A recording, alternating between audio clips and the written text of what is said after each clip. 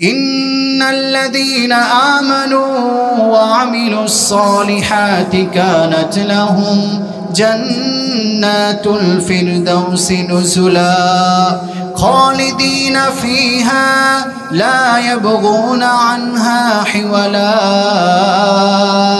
আল্লাহ রাব্বুল আলামিন ডেকে ডেকে বলেন, ও দুনিয়ার মুমিনেরা শোনো, দুনিয়াতে যে একটা পাগল আছে, সেই পাগলও তার লাভ ছাড়া পা আগায় না, মাইকলা তার লাভ ছাড়া মাইক ভাড়া দেয় না, ডেকোরেটরওয়ালা তার লাভ ছাড়া ডেকোরেশন করে না, দোকানদার তার লাভ ছাড়া মাল বিক্রি করে না, চাকরিজীবী তার শ্রম লাভ ছাড়া বিক্রি করে না, একজন কৃষক লাভ ছাড়া ফসল ফলায় না, একজন রিক্সাওয়ালা লাভ ছাড়া রিক্সা চালায় না, একজন ড্রাইভার ড্রাইভিং করে না তার লাভ ছাড়া, একজন ডাক্তার তার পেশায় নিয়োজিত থাকে না তার লাভ ছাড়া।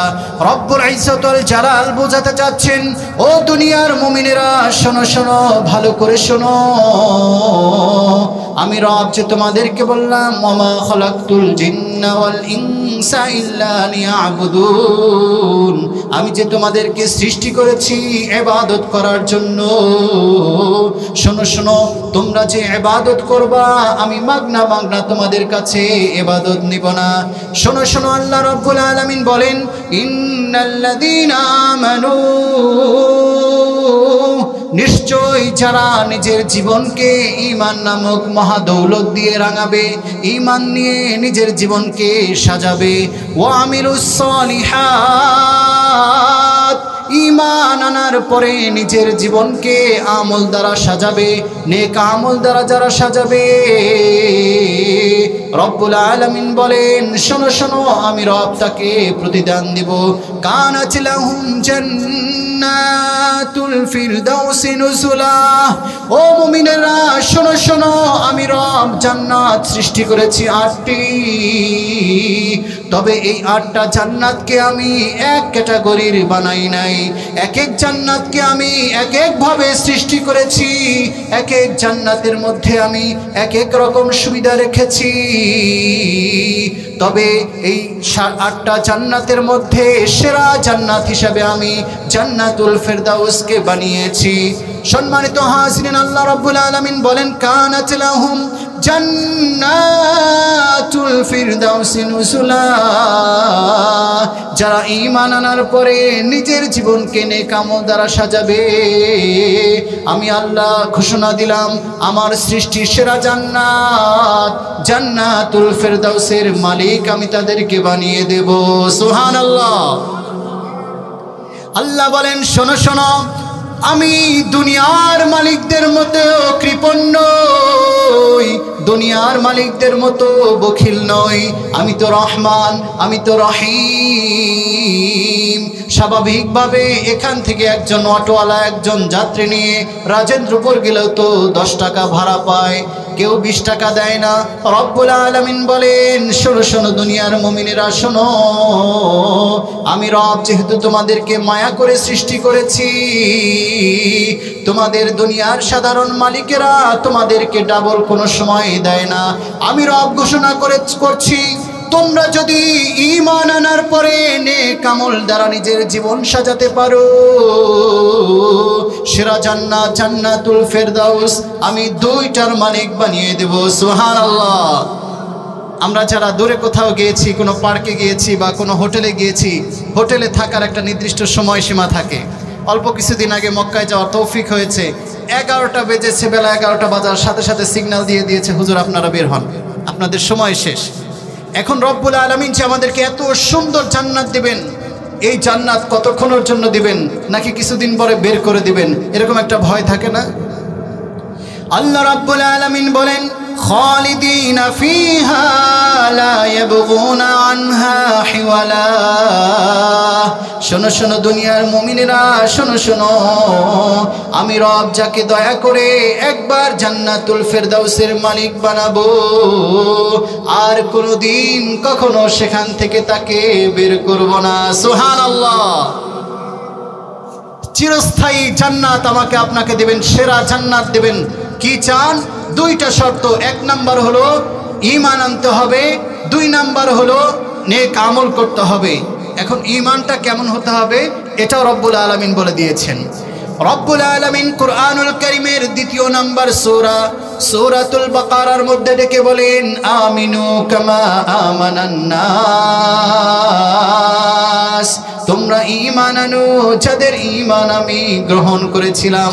মুফাসসিরিনগণ বলেন, আমিনু কামা আমানান নাস দ্বারা রব্বুল আলামিন ফিরাউনের স্ত্রী বিবি আসিয়ার কথা বলেছেন।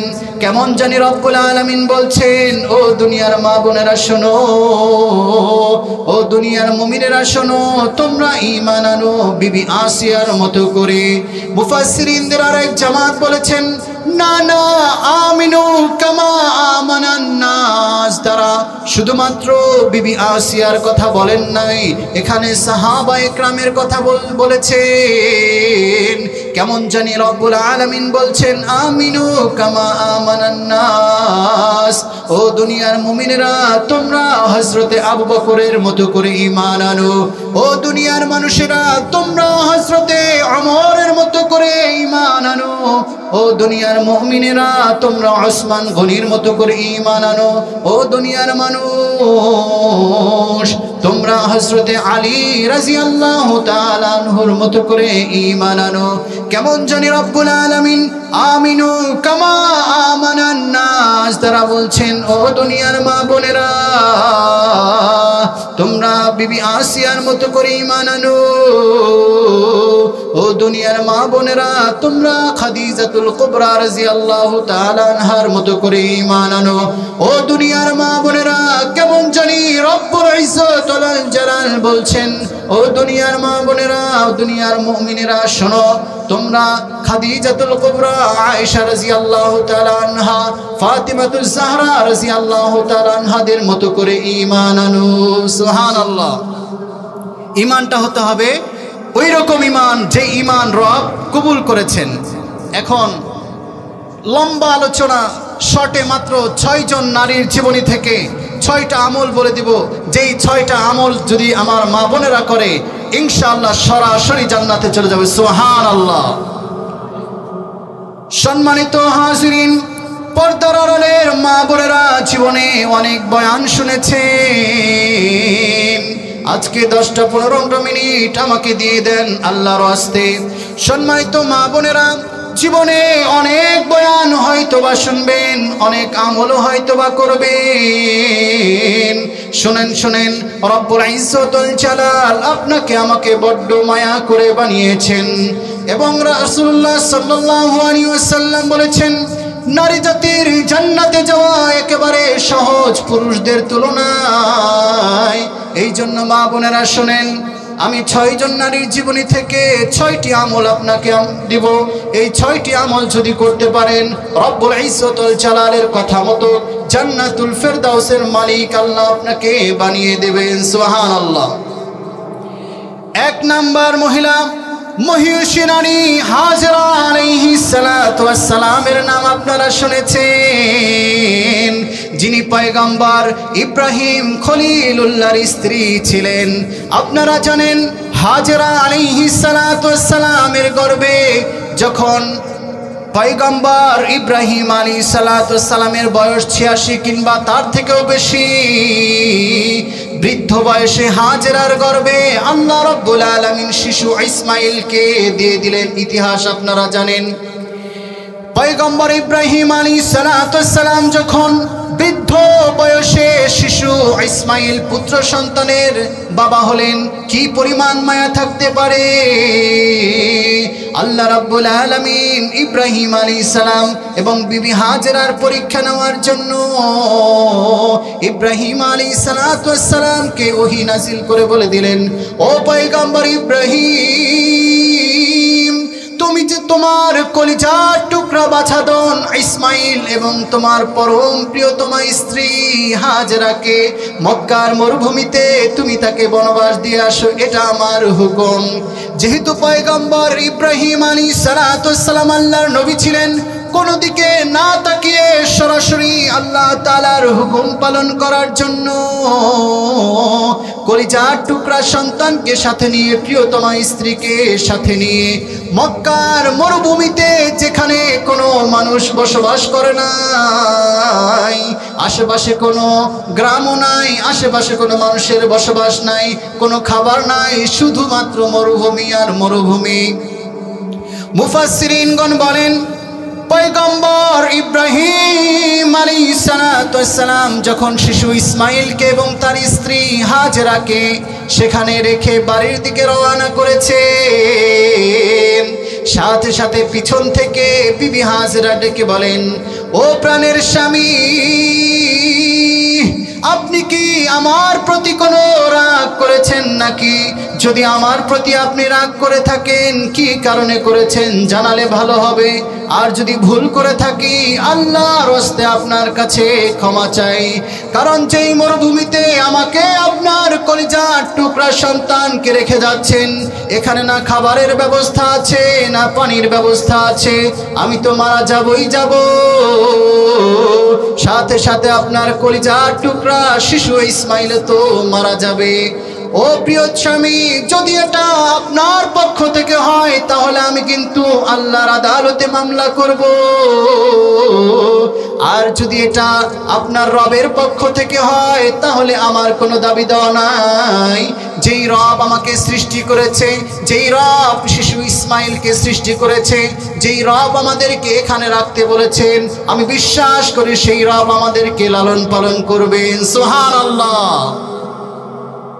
এরকম মরুভূমিতে কোনো মানুষ নাই, একটা মানুষও নাই, সেখানে কোনো বাড়িঘর নাই, কোনো খাবারও নাই। যেই পরিমাণ খাবার দিয়ে এসেছে, সর্বোচ্চ 2-4 দিন, এর বেশি চলে যাবে না। এরকম অবস্থায় হাজেরা আলাইহিস সালামকে রেখে যাচ্ছে। আমাদের দেশের মা বোনেরা হলে বা যে কোনো মা বোনেরা হলে কি বলতো? পারলে স্বামীর কলারটা ধরতো, বিয়া করছো, বনবাস কেন দিবা? না হলে আমার বাপের বাড়িতে রাইখা আসো, এখানে তুমি কেন রাখবা? হয়তোবা স্বামীর সাথে খারাপ ব্যবহার করতো। আমি বোঝাতে চাচ্ছি, মা হাজেরা আলাইহিস সালামের জীবনী থেকে আমাদের শিক্ষা। তিনি বলেছেন, যদি রবের পক্ষ থেকে এটা ফয়সালা হয়, আমার কোনো অসুবিধা নাই। যেই রব আমাকে সৃষ্টি করেছে, সেই রব আমার জন্য যথেষ্ট। সুবহানাল্লাহ। তাহলে সবসময় তাওয়াক্কুল করতে হবে কার ওপর? আল্লাহর ওপর। বিবি হাজেরার জীবনী থেকে 1 নম্বর শিক্ষা আমাদের হলো, তাওয়াক্কুল করব কার ওপর? আল্লাহর ওপর। 2 নম্বর শিক্ষা, আপনারা শুনেছেন পৃথিবীর শ্রেষ্ঠ সন্ত্রাসী, শ্রেষ্ঠ নাফরমান ফিরাউনের নাম আপনারা শুনেছেন। ফিরাউনের স্ত্রী ছিল বিবি আসিয়া আলাইহিস সালাম, যিনি কাফেরের বউ হওয়ার পরেও, স্ত্রী হওয়ার পরেও মূসা কালিমুল্লাহর উপর ঈমান এনেছিল এবং মূসার রবের প্রতি ঈমান এনেছিল। সম্মানিত হাজিরিন, যখন ফিরাউন এই খবর শুনল, তার ঘরের স্ত্রী তার উপর ঈমান আনে নাই, বরং মূসার রবের উপর ঈমান এনেছে। শুধু সে না, তার যে খাদ্যমন্ত্রী আছে, তার বউ মূসার রবের উপর ঈমান এনেছে। এই খবর শোনার পরে ফিরাউন তার লোকজন দিয়ে বিবিকে ডাকলো এবং তার খাদ্যমন্ত্রীর স্ত্রীকেও ডাক দিল। ডেকে স্ত্রীকে বলল, ও আমার স্ত্রী, শুনলাম তুমি নাকি মূসার রবের প্রতি ঈমান এনেছো। ও প্রিয়তমা স্ত্রী, তুমি আমাকে জানো আমি কতটুকু ভালো আর কতটুকু খারাপ, দুনিয়ার কেউ না জানলেও তুমি জানো। আমার শাস্তি বড় ভয়ানক।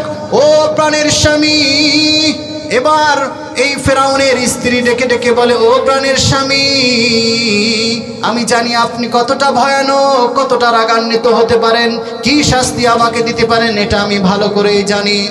এইবার ফিরাউন তার অর্থমন্ত্রীর স্ত্রীকে ডেকে বলল, ও অর্থমন্ত্রীর স্ত্রী, তুমিও নাকি মূসার রবের প্রতি ঈমান এনেছো? সেও জবাব দেয়, হ্যাঁ, আমি মূসার রবের উপর ঈমান এনেছি সত্যি, শুধু ঈমান আনি নাই, ঈমান নামক মহাদৌলতটাকে কলিজার ভিতর ঢুকিয়ে বাহির থেকে তালাবদ্ধ করে দিয়েছি। সুবহানাল্লাহ। এইবার ফিরাউন ডেকে বলে, শোনো শোনো, তুমি যদি ঈমান না ছেড়ে দাও, তোমার কোলে থাকা দুধের শিশুকে আমি হত্যা করে ফেলবো, পরে তোমাকেও হত্যা করব, আমার স্ত্রীকেও হত্যা করব, কাজেই তোমরা তোমাদের ঈমানটাকে ছেড়ে দাও। ওই ভদ্র মহিলা অর্থমন্ত্রীর স্ত্রী জবাব দেয়, ও দুনিয়ার মালিক, আপনি হয়তোবা আমাকে হত্যা করতে পারবেন, দেহ থেকে গলাটা আলাদা করতে পারবেন, কলিজাটাকে বের করতে পারবেন, কিন্তু যেই ঈমান আমি একবার আমার অন্তরে ঢুকিয়েছি এই ঈমান আর কোনোদিন বের করব না। সুবহানাল্লাহ। সাথে সাথে তার কোলে থাকা শিশু সন্তানকে উত্তপ্ত গরম তেলের মধ্যে ছেড়ে দিল, সাথে সাথে হাড্ডি ভেসে উঠল, একেবারে পুরে ছারখার হয়ে গেল। পরক্ষণেই বলতেছে, এইবার তো অন্তত তোমার সন্তানের যে অবস্থা হয়েছে এই অবস্থা থেকে তোমার অন্তরে ভয় ঢুকেছে, এইবার তোমার ঈমানটা ছেড়ে দাও। অর্থমন্ত্রীর স্ত্রী বলে, দুনিয়ার মালিক শুনে রাখেন, হয়তোবা আপনি আমাকে মেরে ফেলবেন, কোনো অসুবিধা নাই, আপনি আমাকে মারবেন, আমাকে অত্যাচার করবেন, আর আমার রব আমাকে জান্নাত দিবে। সুবহানাল্লাহ। এই কথা বলার পর তাকেও মেরে ফেলা হলো। এবারে নিজের স্ত্রী, ফেরাউনের নিজের স্ত্রী বিবি আসিয়া, যার কথা আমি আজকে বলছি, বিবি আসিয়াকে ফেরাউন ডেকে বলল, ও প্রাণের স্ত্রী, তুমি তো জানো আমি তোমাকে ভালোবাসি, তোমার আবদারে যে শিশুর জন্মগ্রহণকে ঠেকাতে হাজার হাজার সন্তানকে আমি হত্যা করেছি, কিন্তু তোমার আবদারে সমুদ্র থেকে কুড়িয়ে পাওয়া একটা ছেলেকে আমি মানুষ করেছি, সেই ছেলেটা হলো মূসা, আমার শত্রুকে আমার ঘরে পেলেছি শুধু তোমাকে ভালোবেসে। ও প্রাণের স্ত্রী, তুমি তোমার ঈমানটা ছেড়ে দাও, আমার প্রতি ঈমান আনো, তোমাকে আমি ছেড়ে দেবো, তোমাকে আমি বাঁচাবো। এবার বিবিও বলতেছে, না গো প্রাণের স্বামী, আমিও আপনাকে ভালোবাসি, ঠিক আছে, কিন্তু আমিও আমার ঈমানকে ছাড়তে পারবো না, আপনি যা খুশি তাই করেন। এবার ফেরাউন বলতেছে, ঠিক আছে, তাহলে তোমার এক হাত কাটবো, আর এক পা কাটবো, তোমাকে উলঙ্গ করে সবার সামনে তোমাকে লাঞ্ছিত করে এরপরে তোমাকে বর্ষা মেরে হত্যা করব। বিবি আসিয়া জবাব দিয়ে দিয়েছে, ও স্বামী, আপনি যা খুশি তাই করতে পারেন, আমার দেহ থেকে জীবনটা বের করে নিতে পারেন, কোনো অসুবিধা নাই, কল্লাটা আলাদা করতে পারেন, কলিজা বের করে নিতে পারেন, কোনো অসুবিধা নাই, কিন্তু আমি আমার ঈমানটাকে ছাড়বো না। সুবহানাল্লাহ। মা বোনদের জন্য 2 নাম্বার শিক্ষা হলো, বিবি আসিয়ার জীবনী থেকে 2 নাম্বার শিক্ষা হলো, সবসময় ঈমানের ওপর অটল অবিচল থাকতে হবে, যতই বালা মুসিবত আসুক না কেন ঈমানের ওপর অটল অবিচল থাকতে হবে। 3 নাম্বার শিক্ষা হলো, ও মা বোনেরা, পর্দার আড়ালের মা বোনেরা, ভালো করে শোনেন। 3 নাম্বার শিক্ষা হলো মারিয়াম আলাইহিস সালামের জীবনী থেকে। আপনারা শুনেছেন মারিয়াম আলাইহিস সালামের নাম, যিনি পৃথিবীতে এমন এক নারী যার গর্ভে স্বামী ছাড়াই সন্তান জন্ম দিয়েছিলেন রব্বুল আলামিন কুদরতি ভাবে।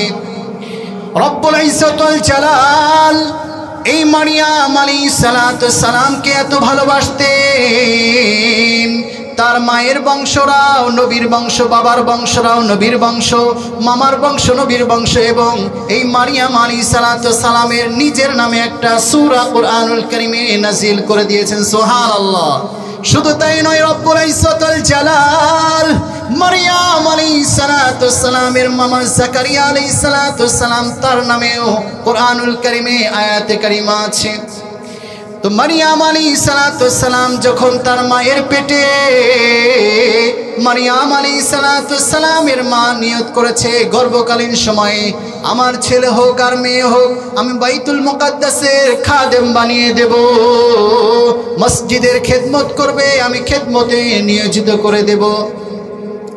ঘটনাক্রমে যখন গর্ভপাতের সময় হলো, দেখলো জন্ম নিয়েছে একটা মেয়ের সন্তান মারিয়াম আলাইহিস সালাম, তখন তিনি চিন্তা করলেন, যাই হোক, ছেলে হোক মেয়ে হোক, আমি তো নিয়ত করেছি মসজিদে আকসার খাদেম বানিয়ে দেব, অতএব মেয়ে হয়েছে তাতে কি, মসজিদে আকসার খাদেম বানিয়ে দিলাম। মারিয়াম আলাইহিস সালাম মসজিদে আকসায় খেদমত করতেন আর বসে বসে জিকির আজকার করতেন। তার মামা জাকারিয়া আলাইহিস সালাম তার জন্য খাবার নিয়ে যেতেন, দিয়ে আসতেন। একদিন হঠাৎ করে জাকারিয়া আলাইহিস সালাম দেখলো মারিয়াম আলাইহিস সালামের কক্ষে যেখানে তিনি থাকেন সেখানে অনেক রকমের ফল ফলাদি দেখা যায়, যেই ফল ফলাদিগুলো জাকারিয়া আলাইহিস সালাম দেন নাই। এইবার মামা জিজ্ঞাসা করলো, ও ভাগিনী মারিয়াম, কি ব্যাপার কি ব্যাপার? আমি ছাড়া অন্য কোনো পরপুরুষ তোমার সাথে দেখা সাক্ষাৎ করে নাকি? কি ব্যাপার কি ব্যাপার? যেই ফলগুলো যেই খাবারগুলো আমি দেখছি, এই খাবার তো আমি দিয়ে যাই নাই, এই ফলও তো আমি দিয়ে যাই নাই, এগুলো তুমি কোথায় পেলে? এবার মারিয়াম আলাইহিস সালাম জবাব দেয়, ও মামা শুনেন শুনেন, আমি সকাল সন্ধ্যা মসজিদ পরিষ্কার করি আর অলওয়েজ আল্লাহ তাআলার জিকির করি। ঘুমের আগেও জিকির করি, ঘুম থেকে উঠেও রবের নামে জিকির করি, আমি রবের নামে জিকির করি। আর আমার রব জান্নাত থেকে জান্নাতি ফল ফলাদি আমাকে কুদরতি ভাবে দিয়ে যায়। সুবহানাল্লাহ। মারিয়াম আলাইহিস সালামের জীবনী থেকে আমাদের শিক্ষা হলো কি, সব সময় জিকির করতে হবে কার নামে? আল্লাহর নামে। মক্কা নগরীর সবচাইতে ধনাঢ্য মহিলা ছিলেন, সবচেয়ে বড় ব্যবসায়ী মহিলা ছিলেন, তার কোনো ধন সম্পদের অভাব ছিল না।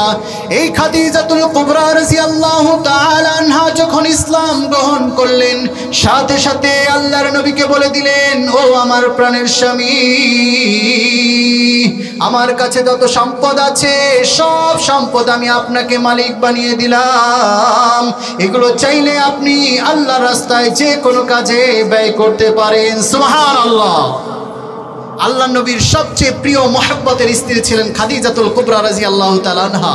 এবং আল্লাহ রাসূলের সমস্ত সন্তান ইব্রাহিম বাদে সমস্ত সন্তানই জন্মগ্রহণ করেছে এই খাদিজাতুল কুবরা রাদিয়াল্লাহু তাআলা আনহার ঘরে।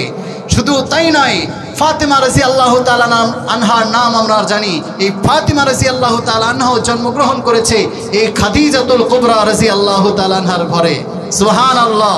মেরে মুহতারাম, আপনারা জানেন নবীজির ছোট স্ত্রীর নাম ছিল আয়েশা রাদিয়াল্লাহু তাআলা আনহা। তিনি একদিন বলতেছেন, কি ব্যাপার, আমরা এত সুন্দর সুন্দর বউ থাকতে আপনি শুধু এই খাদিজা এই বুড়ি মহিলার নাম কেন বলেন? মানে একটু বয়স বেশি ছিল তো, সতীন তো একটু টিটকারি মেলে বলেছে, এই বুড়িটার নাম এত উচ্চারণ করেন কেন? তখন নবীজি সাল্লাল্লাহু আলাইহি সাল্লাম জীবনে স্ত্রীদের গায়ে হাত তোলে নাই।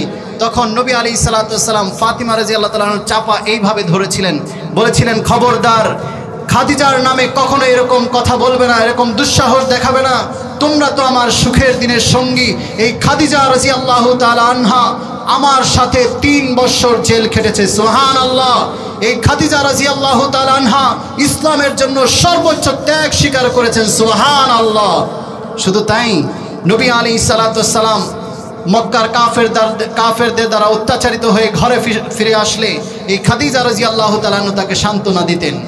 শুধু তাই নয়, নবীজির জন্য খাবার নিয়ে যেতেন, যেখানে সেখানে নবী যেখানে থাকতেন খাবার নিয়ে যেতেন। খাদিজা রাদিয়াল্লাহু তাআলা আনহার জীবনী থেকে আমাদের শিক্ষা হলো, স্বামীকে ভক্তি করতে হবে। এবং 5 নম্বর শিক্ষা হলো, আয়েশা রাদিয়াল্লাহু তাআলা আনহার নাম আপনারা শুনেছেন। 5 নম্বর শিক্ষা হলো, আয়েশা রাদিয়াল্লাহু তাআলা আনহার জীবনী থেকে নবীজি বলেন এবং নবীর স্ত্রী আমরা হাদিস থেকে জেনেছি, আয়েশা রাদিয়াল্লাহু তাআলা আনহা প্রায় 2000-এর বেশি হাদিস বর্ণনা করেছেন। সুবহানাল্লাহ। এই আয়েশা রাদিয়াল্লাহু তাআলা আনহাকে বিয়ের ব্যাপারে জিবরাইল আমিন আলাইহিস সালাম একদিন স্বপ্ন যুগে নবীজিকে দেখালেন, একটা ছবি দেখালেন, যে ছবি দেখে নবীজি বলেন, বা সুন্দর তো। তখন জিজ্ঞেস করলেন, এটা কার মেয়ে? জিবরাইল আমিন স্বয়ং বলে দিলেন, এটা আপনার দোস্ত আবু বকরের মেয়ে। তখন নবী আলাইহিস সালামকে জিবরাইল আমিন প্রস্তাব দিলেন, আপনি কি এই মেয়েকে বিয়ে করতে রাজি আছেন? নবীজি বললেন, আপনি যদি ঘটক হন আর আল্লাহ যদি হয় কাজী, আমি মুহাম্মদ রাজি। সুবহানাল্লাহ। নবী আলাইহিস সালামের সাথে আয়েশা রাদিয়াল্লাহু তাআলা আনহার বিবাহ হয়ে গেল।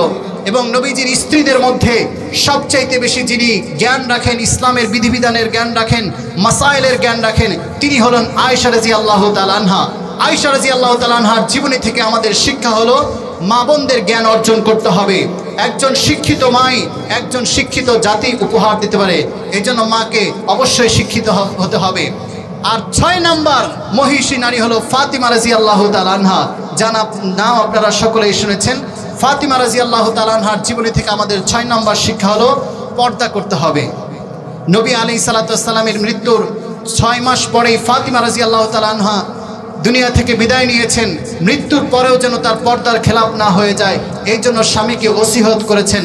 এই জন্য আমার মা বোনেরা যারা শুনছেন আপনাদেরকে বলছি, 6টা শিক্ষা নিয়ে যান, ইনশাল্লাহ কাজে লাগবে। আল্লাহ রাব্বুল আলামিন এই 6 মহিষী নারীর জীবনী থেকে এই 6 শিক্ষা অর্জন করে নেক আমল করার তৌফিক দান করুন। সকলে বলে আমিন। যে কথাগুলো বললাম বলনেওয়ালা শুননেওয়ালা সবাইকে বোঝার তৌফিক দান করুন। সকলে বলে আমিন। ওয়া আখিরি দাওয়ানা আনিল হামদুলিল্লাহি রাব্বিল আলামিন।